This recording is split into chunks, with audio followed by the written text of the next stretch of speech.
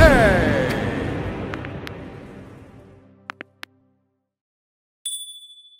Always a pleasure to be joined by my next guest. Rashad Coulter is back on the show, and you could see him fight next June 24th, main event for XKO 51 when he meets Joel Guzman in a Muay Thai bout. How are you, sir? I'm great, man. It's always a pleasure. Thanks for having me, Ryan. Hey, it's my pleasure. I'm excited to have you back. You know, the last time that we spoke, you were supposed to be fighting on the Mike Tyson, Roy Jones Jr. card, a boxing bout. Unfortunately, that fell through because your opponent had COVID. I Right. can't imagine how disappointing that must have been. Can you just try and put it into words what your feelings were like when you got that news? Yeah, man. I worked really hard for that fight. It was a great opportunity for me. It's going to be great exposure. Um, I worked really hard and diligently. I had a great nutritionist in Eric Pena who helped me get down from close to 260 pounds to 210 pounds for that fight. I was on weight, on point. I had an opponent change on it was on Tuesday. We was fighting on a Saturday, had an opponent change on Tuesday, and then they gave me a new guy who was Hasim Rahman Jr., who's the son of the famous boxer. And I went down to weigh in, man, to get on the scales, and the commission was like, "Yeah, we need you to go back to your room because there's a problem with your fight." And I was just like, that has nothing to do with me. I just need to step on the scale. And then I found out shortly after that my opponent had COVID. So, man, I was really devastated, man, because I hadn't fought in a while and I had put in all the hard work and I was ready to go. And I was hoping that was going to open up more doors of opportunity for me. And it was sickening, man. It was heartbreaking, but, what can I do, man? Yeah, and so the last fight that you had, you got to go all the way back to December of 2019. So, yeah, that's got to be really just extremely disappointing to go through all of that work, to cut all of that weight, and then to lose the opportunity to fight on such a big card. Well, I mean, how long did it take you to just recover mentally from that? Man, to be honest, Ryan, like, I was so upset and I was disappointed and just beside that, man, I was also dealing with like major depression and behind the fight game, and I was like, man, this is my opportunity. This is my door that's open, and it was really hard, man. And then I was thinking, okay, well, I'm in good shape. I'm ready. I lost the weight. I'm in great fight shape. Let's just try to get another fight somewhere. It doesn't matter. MMA, boxing, and it just didn't happen, man. Fights just kept falling through. Like nobody wanted to put me on the show. Like no, I couldn't get a fight with LFA. I couldn't get a fight with nobody, and it was devastating, man. So I try to keep a level head, but man, at my age and where I want to be, and I feel like right now I'm just striving, hitting my prime. It was very heartbreaking, man. Yeah, for sure. I can't even imagine. Now, all that weight that you lost, did you stay right in that 210 range? Like, or how big did you get after that? Well, honestly, man, I didn't. Let's see, that fight fell through in November, and again, like man, I went back to depression, and I didn't even because since I was in such great shape for that fight, even up until I got my other fight, man, I didn't get above 230, 235. And I was like, man, this is great. That's where I want to be anyway. I want to be about 225, 230. That's when I feel my best at training. And to cut to 205 is really easy from 225 to 230. So thanks be to God, man. Like I never got above 240 pounds. Oh, that's great to hear. So, I mean, this is probably just going to be more of a problem for your opponent here on June the 24th, an in shape, motivated Rashad Coulter here. Now, Man, I'm sure you watched the event and Tyson and Roy Jones Jr., a couple of old lions in there doing their thing, man. What did you think? man, I mean, it was a great show. It was different. It was I when I watched the fight, I could kind of tell that Mike held back a little bit. Mike held back a whole lot, and it's great to see those guys get in there, man, and still go at it. We see that age did get, it did caught up with both of them, but I liked it, man. I mean, it wasn't like the fight that I don't know what everybody was expecting. Like, I don't know if people were really expecting them to go out there and be looking like they're in their prime, but I enjoyed it, man. I enjoyed the entertainment. I enjoyed the actual show, the concert. But it was good, man. I liked it. Yeah, I mean, anytime two legends like that want to get back in, even if it's for like a glorified sparring session, sign me up because I mean, it's Yeah. nostalgic to see those guys back in the ring. I do want to ask you, just kind of piggybacking off of that, what do you think of these like celebrity boxing matches now? You got the Paul brothers there, and I mean, all Yeah. due respect to them, they're doing their thing. But for me, I'm more of a hardcore fan. I like seeing like the experienced, legitimate fighters in there. What do you think of this nowadays? Because now you got the older Paul brother fighting Floyd Mayweather Jr., which Right. damn, just blows my mind. You know what, man? Like, I'm on the fence because for me, you know what? I give Jake Paul his credit, man. Like this dude, a lot of people are mad at him. They hate him. They know he's not a real fighter. He's not this. But listen, man, this dude made a way for himself. He talked his way into a lot of money. He talked his way to the big show, and he's getting what he wants. You know what I'm saying? Like we all know, everybody, casual fans, they get pissed off, they get upset, they see this. But to me, I look at it as, hey, man, you know what? This dude, he made his own way. I don't like to see I mean, notice they're only picking fights that they know they can win. Um, they're not picking like real fighters. They're not picking. Well, I take that back. Ben Askren is a real fighter in MMA, but everybody knows Ben Askren has, if not the worst hands in mixed martial arts. So they know which guys to pick. As far as them fighting other celebrities and all this, man, I don't agree with that. But what I do like that Jake is doing, regardless of how much trash he talks, I got to take my hat off to him because he's actually giving mixed martial artists the opportunity to make the money that they deserve. Because everybody knows in this mixed martial arts game, we're not making money like we should be making. In my opinion, we should be making more than boxers. We have to have more skill sets, more disciplines, more, boxing is a sweet science in its own. I love boxing. But as far as the pay goes, I think MMA fighters should be paid as much or more than boxers, but he's giving MMA fighters the opportunity to make a lot of money, a lot of money. So I can't hate him for that. But I also don't like the fact that, like, come on, bro, like you really picking fights that that only you can win. And he's trying to talk tough when he does it because he knows that there's going to be somebody there to be like, okay, man, you can't do this to him or you can't do that to him. But that's the only part that I don't like. I don't like that he's not fighting real fighters. Like, I don't want to buy it. You know what I'm saying? Like, I don't want to see that. But at the end of the day, can't hate on the dude, man. The dude is making money. He's making moves. And the people that do fight him in mixed martial arts, he's giving them an opportunity to make more money than they've ever seen in their life. So my hat is off to him as far as that goes. Yeah, no doubt about that. And obviously, Jake Paul with fighting Nate Robinson, a former NBA player, and then Ben Askren, who is a wrestler. Let's face it, as you said, his striking, that's not what Yeah. he's.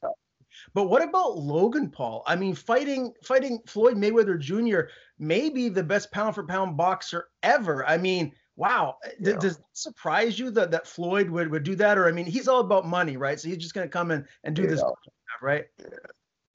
Yeah. Well, listen, like you said, you hit the nail on the head, man. Floyd is about money. This is probably one of the most stupidest fights we've ever seen. I do think that Logan Paul, he could have some potential if he was to come up through the ranks the right way. Him and Jake, but for him just to get a fight with Floyd Mayweather, dude, this is all everybody knows, man. This is all about money.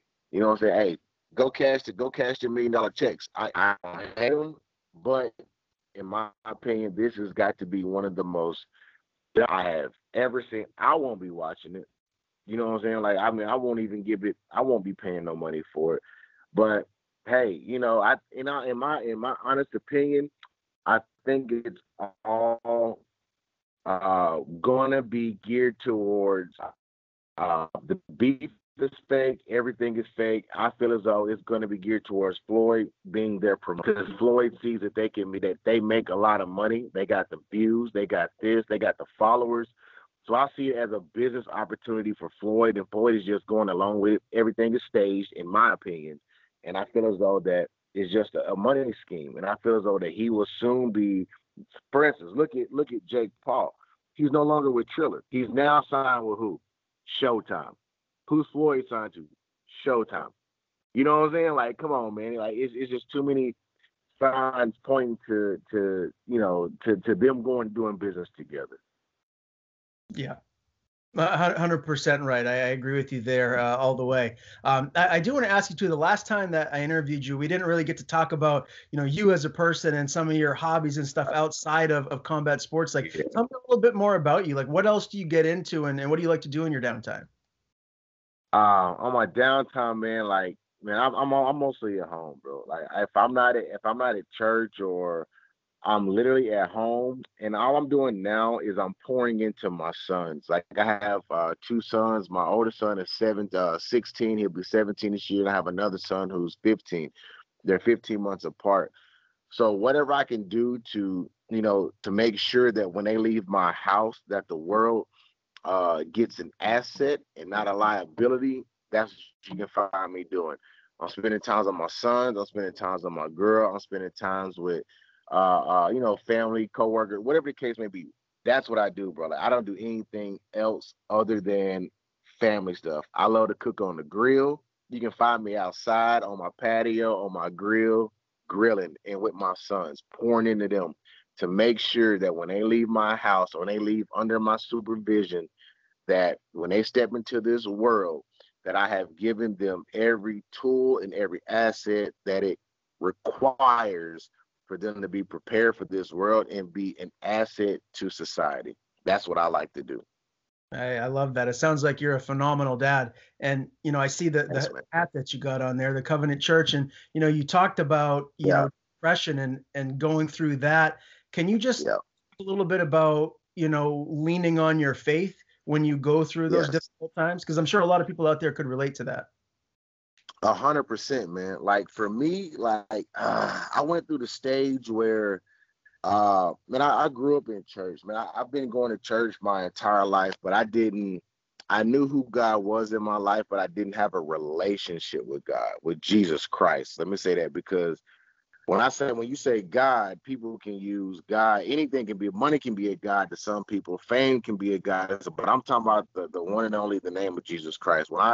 I didn't have a relationship with him. And when I was depressed, when I got to the point, man, to where I didn't want nobody to me just pray about it, just this, just that. I didn't want to hear that. Like, I had to dig deep. Like, I had to ask the questions, like, man, God, why am I the way that I am? Why am I so angry? Why am I so disappointed whenever, things don't go my way? And man, like, I really had to not isolate myself. That's a problem. When people get depressed, we like to isolate ourselves. We like to think that we can take care of things by ourselves, but that's the total opposite, man. God says it's not good for man to be alone. So therefore, I surrounded myself with other strong men, small groups, just speaking out, man. Because whenever you speak and you tell people what you're going through, then somebody else, man, you don't know who you're talking to. Somebody else has been down that road, or somebody can help you deal with what you're dealing with. So I began to speak to other brothers and stuff that's like-minded as me.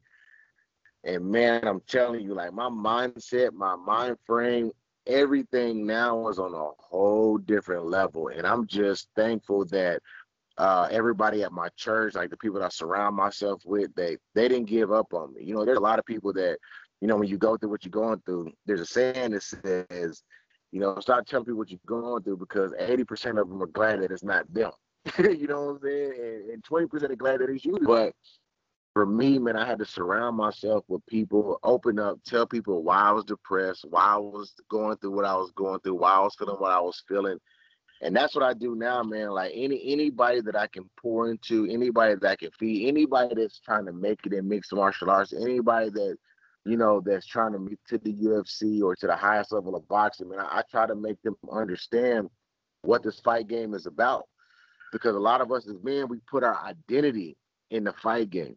We think like, hey man, this is who we are. This is what we do. Like this is, and when all that comes crashing down, then what are you left with? You know what I'm saying? Like you're left with nothing. You're left with, now I'm a failure. Now I'm a loser. Now I'm not who I thought I was. And a lot of guys, man, some guys kill themselves behind that. But I'm too mentally strong for that. And I got two young men that are dependent on me that had to see me pick myself back up and reinvent myself and realize that I am not fighting. Fighting is not who I am. Fighting is just something that I love to do. And I found my new passions, man. And I'm telling anybody, man, if you're dealing with depression or anything like that, man, please find somebody to talk to. Find somebody that you can just vent to, open up, somebody that'll just listen. Because a lot of times you talk about it, it's therapeutic for yourself. It's healing for yourself. So if you're going through depression, like I ain't talking about depression, right? I'm talking about major depression. You know what I'm saying? Like I'm talking about major depression where I didn't want to do nothing. I didn't want to eat. I didn't want to go nowhere. I didn't feel like I was worthy. I didn't want to talk to nobody. Like I didn't want to watch none of my old fights. Like that kind of depression. So, man, I've been in a dark place, man. But because I know who God is in my life, because I know who Jesus Christ is in my life, man. He completely saved me and turned my whole life around. I really appreciate you sharing that. Um, Thank that's that's very deep. And again, I know a lot of people out there that are watching this can relate to that in one way, shape, or form. So thank you. Let's transition and dive into this camp a little bit. Tell me, how it's been thus far. I saw a picture of you on your Facebook recently with the former UFC fighter Charles Byrd. So he's been there you. getting to working with you, man. Tell me what this camp has been like. Yeah, man, camp has been great. I always got Charles. Man, Charles Byrd is one of the first people that I knew when I started fighting. When I first started training, Charles is more than a training partner. I mean, he's like a brother. We do life together. You know what I'm saying? We have sons that's around a similar age, and Charles is just always there. Charles, people don't understand how great Charles's Muay Thai is. Like they don't really see it. He doesn't really display it, but Charles has some great Muay Thai. So I've been with him a lot. I got another training partner. His name is Clint Williams. Man, he used to fight for World Series of Fighting. The dude is just a beast. And my boxing coach, Nathan Pipitone. Every day, man, just grinding. I ride my bike. I try to ride my bike at least 3 to 4 times a week, 20 miles at a time. So I've been doing a whole lot of that, just because I'm older, not a whole lot of wear and tear on the body, more technique, but high reps, a lot of output, and like a ton of rounds. And, just working with Charles and sparring with my boy Clint Williams and my boxing coach Nate, man, I really have not felt better when it comes to training. Like I got the joy of training again. Like I didn't like training at some point. You know what I'm saying? After I went on my little losing skid, man, like the joy of training, it just completely went out the window. It went more of like a survival mode, and you got it. But now, man, I thoroughly enjoy training. And that's thanks to Charles, Clint, and my boxing coach Nate. I was surprised to see when Charles retired. Is that something? I mean, is that conviction still there, or is he starting to get the feelings and maybe wanting to come back? Well, here's what Charles is. Charles is a very logical analytical thinker. You know what I'm saying? He's a person, man, and it's more than that for Charles. Fighting was never Charles. Like making it to the UFC and being like that was never Charles's goal. It's deeper than that for Charles. Charles is a huge family man. Like he's a wonderful father. He's a wonderful husband. But I think, man, if the right fight shows up for Charles, especially a Muay Thai fight, um, I'm telling you, man, Charles is legit, man. Like he can get in there right now if he wanted to, and still compete with anybody in the UFC at this level. Like where his mind is and his training, and and his discipline as far as his diet and his training techniques. Charles, if he wanted to, I think Charles would entertain a Muay Thai fight right now. Okay, well that's good to hear. I've interviewed Yeah. him once or twice back in the day, so when you see him next, please tell him I said hello. It's always a pleasure getting to interview him. Now, let's talk about this matchup, man. Joel Guzman, XKO 50. He had a round 2 KO win over Travis St. John. How do you like this matchup for yourself? Man, I love this matchup, man. You know what? I'm not gonna talk too much about this dude, but uh there's a lot of fuel for this fight for me. You know what I'm saying? Because this dude has like false beef. You know what I'm saying? Like he has like some fabricated beef in his mind that, yeah, man, like this fight, man, I'm excited about this fight. This my opponent, man. Like I said, I'm not gonna go too much into detail about this dude, but there's a lot of motivation there for me, man. He has, like I was saying, he has like some kind of fabricated beef in his mind. Like I know where it originates from, but for me, he has to understand that. I think sometimes people see that you maybe had a loss or you went on a losing streak and they get this false sense of confidence. But man, this dude is gonna find out come June 24th that there's it's levels to this fight game. And I wasn't in the UFC by accident. I wasn't at the highest level by accident. And he's gonna find out. Like come June 24th, everything he's ever said, everything he's ever thought, everything that he's ever tweeted or posted on Facebook, or every secretive conversation he's had about me behind my back over some fabricated beef, he's gonna understand that he's gonna have to answer to all that. And come June 24th, like man, I'm not holding back on this dude. Like I am literally gonna go out there and I'm literally gonna try to hurt this dude. Like I'm gonna try to hurt him so bad that when he walks out there, I don't even want him to walk out the cage. I want him to be helped out the cage. And then when I get to the back in the locker room, then I'm gonna shake his hand. And I want him to understand that all this that he's been talking, all this beef that he has that is totally unnecessary. He's gonna pay for that. And after he pays for it, he's gonna see that everything that he said, man, he should have kept it to himself. So I can't wait to fight this dude. Man, I wish I was there come fight night, man. Sounds like this is going to be a main event fight that you do not want to miss. Where is this venue in comparison to like where you live? Is it close to where you're at? For sure. So I live in Dallas, and the venue is in Fort Worth. It's at Billy Bob's in Fort Worth, Texas, which is about 35-minute, 40-minute drive from Dallas, where I am. So it's not too far from me, man. And it's in my backyard. It's actually his backyard. I'm just, coming out there, but it is the main event, man. You can check out it on pay-per-view. It's extremeknockout.com. Extreme is spelled with the X. There's no E. It's XTREME knockout.com. So, man, I can't wait, bro. Like, you have no idea, like, quiet is kept, I keep quiet. I don't really tweet a whole lot of talking back and forth and beefing. And only person I tweet back and forth with talking trash is a guy who had COVID on the Tyson Jones undercard that I was supposed to fight. He got COVID, so he always running his mouth. I want to touch that dude up too. His name is Hasim Rahman Jr. That's his name. Man, I want to knock this dude out so bad after I knock him out. All right, man. Well, I can't wait for this one. Are there any tickets left for people to be there in attendance? Yes, sir. They just opened up another tier. It's open. Texas is open to full capacity, so it's going to be a full sold out arena. So be sure to get your tickets. You can still get tickets. They are on sale. Come pack the house, man. Because I'm telling you, I'm trying to be brutal this fight. Like, it ain't gonna be okay, we're gonna fit. Nah, I'm coming out there to end this dude, to make him understand he should have never, ever, ever opened his mouth when it came to me. Yeah, wow. Can't wait for this one, man. This is a fight you can't miss. Now, I understand that you do have an MMA bout after this lined up, but I don't want to dive too much into that right now because I want to do another interview with you after this one.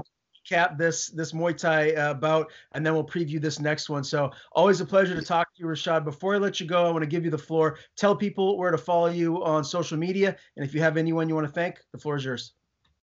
Thank you, brother. Man, Ryan, I appreciate you, man, for doing the interview with me. You can catch me on Twitter at Rashad_Coulter, UFC. And also on Instagram. My Instagram is Redeemed Beast. I just want to thank my Lord and Savior Jesus Christ, man, for just renewing and restoring my mind, man, for not letting me go down the path that I could have gone down when I was suffering from major depression, man. All glory to God, all glory to Jesus Christ. Every knee shall bow and every tongue shall confess that Jesus is Lord. That's first and utmost. Second, my girl, she's been my number one support system, Lisa Lozano.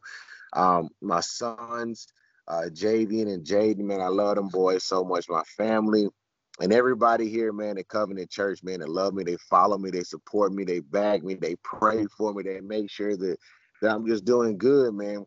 For me, it's not even about sponsors no more. It's not even about, thanking sponsors and all that, man. It's about the people who really pray for you and hold you down in your darkest moments, and they never turn your backs on you, no matter how life looks or how hard life gets on you. So those are the people that I want to thank. And I want to thank my coach, Nathan Pipitone. I want to thank my boy, Charles Bird. I want to thank Extreme KO, XKO, Extreme Knockout, for always putting me on the show.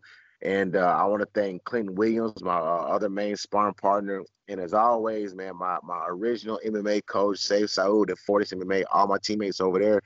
My boy Pong Janjira, who is the son of the great Saxon Janjira, where I started out doing training under my Muay Thai under Saxon Janjira. I just want to thank all them people, man, because everybody, all those are the ones that never turned their back on me. They always believed in me. And I'm coming, man. 2021, mark my words, man. 2021, man, y'all going to see a whole new me. I got some fights lined up. This is just the first one I got to knock out, take care of business. And then I got about 3 more lined up after that. So I'm ready. I'm coming 2021. Very good, man. Hey, I appreciate the time. Good to talk to you, Rashad. We'll do this again soon, man. Thank you so much, Ryan. Thanks for having me on, bro. I appreciate it. It's always a pleasure, man.